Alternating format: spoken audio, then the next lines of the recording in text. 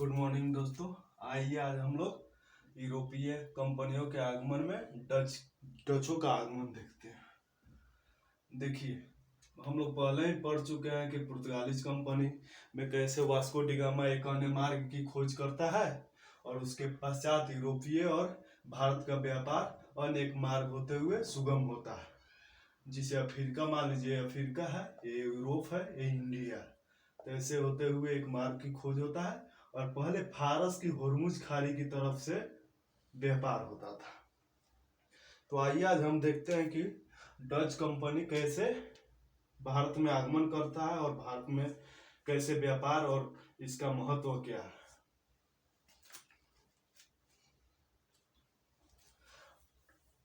डचों में सर्वप्रथम एक कार्नेलिस्ट डी हाउटमैन था, वही भारत में प्रवेश किया। तो प्रथम डच नागरिक था, प्रथम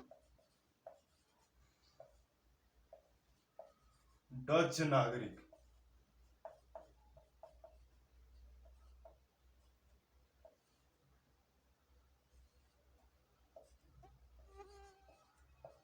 कार्नेलिस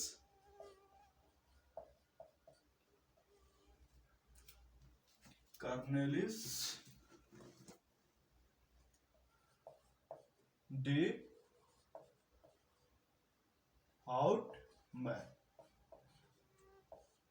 ये डचों का प्रथम नागरिक था जिसने भारत में प्रवेश किया।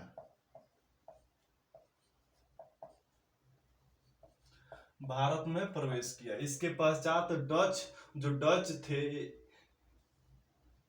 ये भारत में व्यापार करना शुरू किए। हॉलैंड के निवासी थे। कहाँ के निवासी थे? तो डच हॉलैंड के निवासी थे।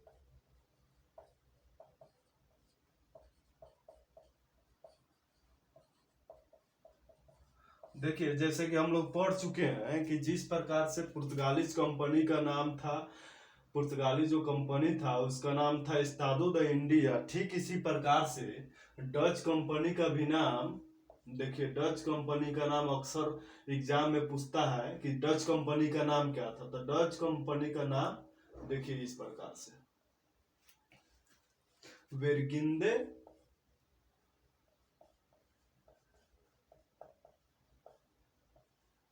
वोस्ट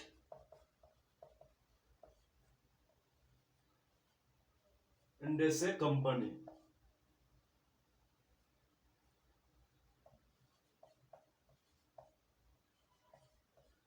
ये डच कंपनी का नाम था। तो डच का यहाँ पे देखिए, डच पहले ही हम लोग पढ़ चुके हैं कि पुर्तगालियों का जो विरोध किया और पुर्तगालीज का यहाँ से शासन को समाप्त करने में डच और अंग्रेजों का महत्वपूर्ण हाथ है। तो डच ने क्या किया कि पुर्तगालियों का विरोध करते हुए और यहाँ पे भारत में व्यापार करना शुरू किया और भारत में इसका ये सभी मसालों द्वीप पे एक नियंत्रण शुरू कर दिया। जो पहले पुर्तगालीज के अधीन था वो अब मसाला जो केंद्र था, मसाला उत्पादन का केंद्र था, वो अब किसके अधीन आ गया? तो वो अब डचों के अधीन आ गया। और डच कंपनी का जो जिस प्रकार से प्रथम पुर्तगाली फैक्ट्री की स्थापना 1503 में कोचीन में हुई थी, ठीक इसी प्रकार से डच कंपनी पहली बार मसूलीपट्टनम में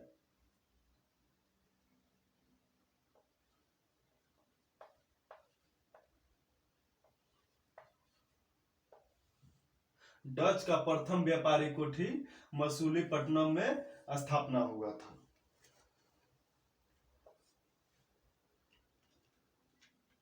तो यहाँ पे देख लिए कि डच का प्रथम जो डच नागरिक था कार्नेलिस डी हाउटमैन था। यहाँ ये डच कहाँ के निवासी थे? तो हॉलैंड के निवासी थे। इसके पश्चात डच कंपनी का नाम क्या था? तो वर्गिंदे वोस्ट इंडेसे कंपनी था। इसने क्या किया कि डचों ने मसालों के जितने पहले पुर्तगालीज के अधीन था मसाला उत्पादन का केंद्र, अब वो किसके अधीन आ गया? अब वो डचों के अधीन आ गया। इस प्रकार से डच विरोध कर कर के और जितने भी अधीन क्षेत्र थे, महत्वपूर्ण मंडी थे, वो अब डचों के अधीन आ गए। पहले किसके अधीन थे? तो पहले पुर्तगालीज के अधीन थे। आइए आगे देखते हैं।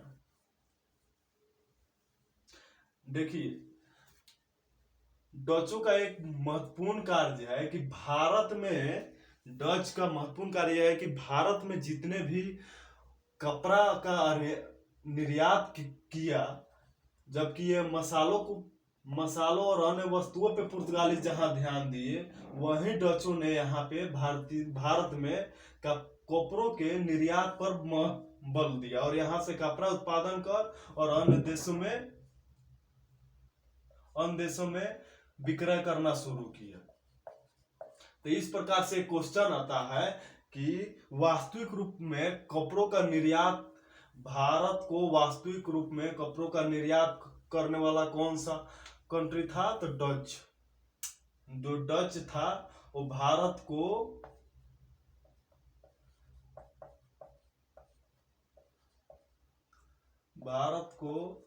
भारतीय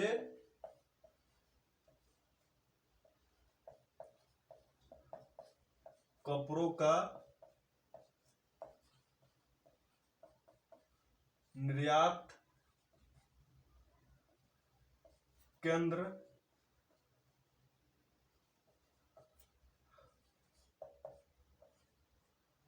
के रूप में स्थापना किया।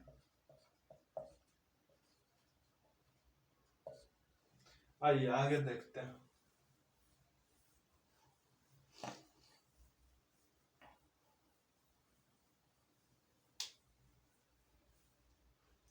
देखिए डचों का बंगाल में, अब जहां तक कि यहाँ पे एक तो यहाँ पे मसूलीपट्टनम में अपना व्यापारी कोठी स्थापना किया, ठीक उसी प्रकार बंगाल में सर्वप्रथम पिपली में अपना व्यापारी कोठी स्थापना किया। तो क्वेश्चन आएगा कि बंगाल में सर्वप्रथम कहाँ व्यापारी कोठी स्थापना हुआ? तो पिपली में। इसी प्रकार से सूरत में भी एक कंपनी का स्थापना किया।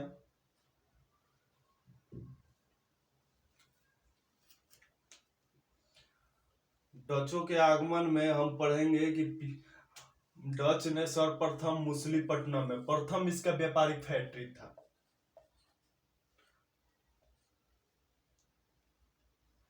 प्रथम व्यापारिक फैक्ट्री था मछलीपट्टनम में। प्रथम इसका व्यापारिक फैक्ट्री था जो 1605 में स्थापना हुआ।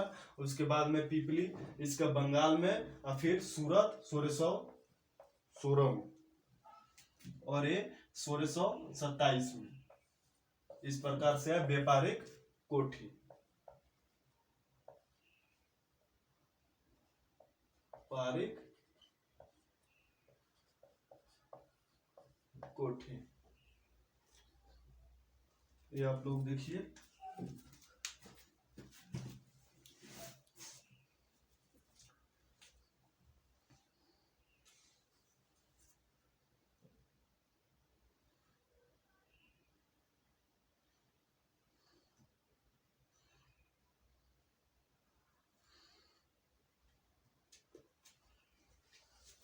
हो गया। आइए आगे देखते हैं।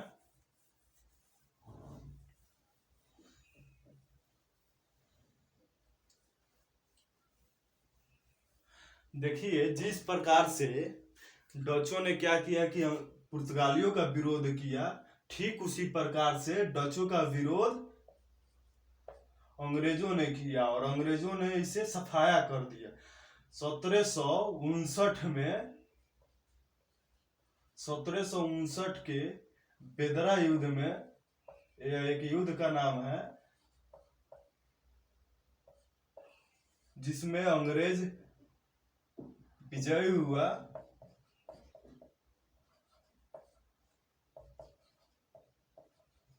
अंग्रेज विजयी हुआ और इस डच पराजय हुआ। तो एक क्वेश्चन आता है कि डच का अंतिम रूप से सर्वा भारत में कब समाप्त हुआ? तो बेदरा के युद्ध में 1759 से इसमें अंग्रेजों ने विजय हुआ और डचों को पराजित कर सारे जितने भी इसके महत्वपूर्ण स्थल थे, महत्वपूर्ण मंडी थे, अब वो किसके अधीन आ गया? अब वो अंग्रेजों के अधीन आ गया। इस प्रकार से डचों का शासन यहाँ से समाप्त होता है। तो देखिए जिस प्रकार से पुर्तगालीज का असफल का कुछ कारण था, ठीक उसी प्रकार से डच का भी कुछ पराजय और असफल का कारण रहा, जो इस प्रकार से। आइए देखते हैं डचों के आगमन में इसका पराजय कैसे हुआ।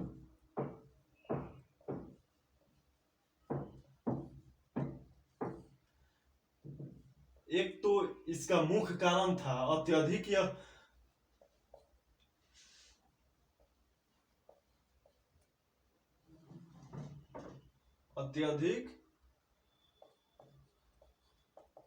नियंत्रण में था सरकार के, वहां के सरकार के अत्यधिक नियंत्रण में था। और इसके जो अधिकारी थे, जो डच के अधिकारी थे, एक दूसरे पर विश्वास नहीं करते थे, एक दूसरे पर विश्वास नहीं करते थे और अपना निजी व्यापार में संलग्न होकर और अधिक से अधिक लाभ कमाना चाहते थे, इसलिए भी असफल हुए।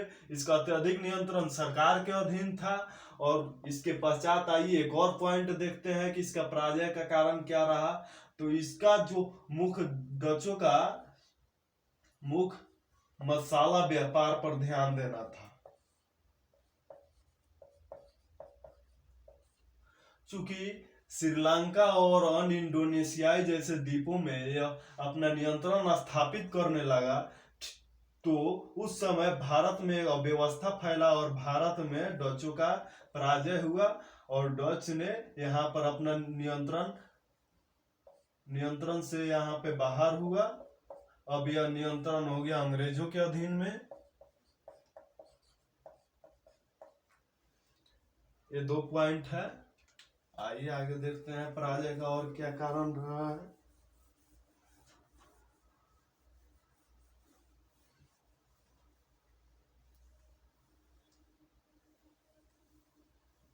देखिए आइए एक और चीज हम लोग पढ़ते हैं कि एक समझौता हुआ था जो फ्रांस और डचों के बीच हुआ था। तो आप लोग इतना अभी केवल ध्यान में रखिए कि यह एक रिजविक समझौता है, जो अक्सर प्रश्न पूछता है। आगे इसके बारे में हम फ्रांस के आगमन में चर्चा करेंगे कि रिजविक समझौता किसके बीच हुआ था। रिजविक समझौता किसके बीच हुआ था? तो इसमें थे डच और फ्रांस। इतना आप लोग देखिए, तब तक फिर लिखिए।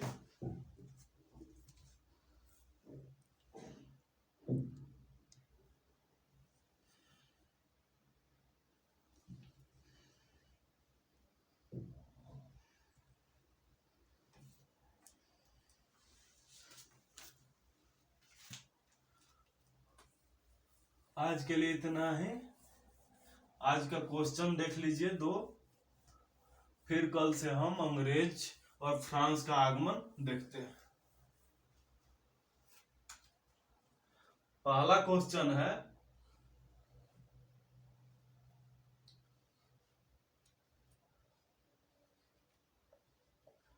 बेदरा युद्ध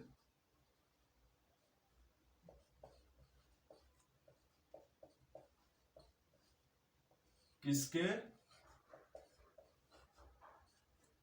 बीच हुआ था? ए में फ्रांस वर्सेस अंग्रेज, बी में अंग्रेज वर्सेस डच, सी में डच वर्सेस फ्रांस, डी में इनमें से कोई नहीं। ये पहला क्वेश्चन है। दूसरा क्वेश्चन देखिए। दूसरा क्वेश्चन है, डच कंपनी की स्थापना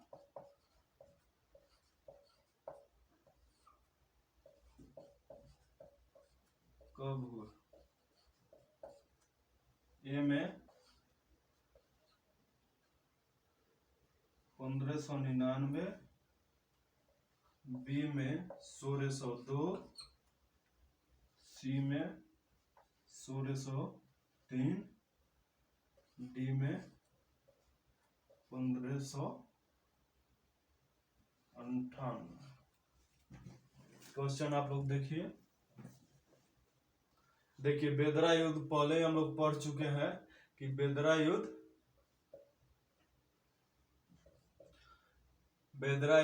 अंग्रेज और डचों के बीच हुआ था और डच कंपनी की स्थापना कब हुआ था? तो 1602 में। आज के क्लास के लिए इतना है।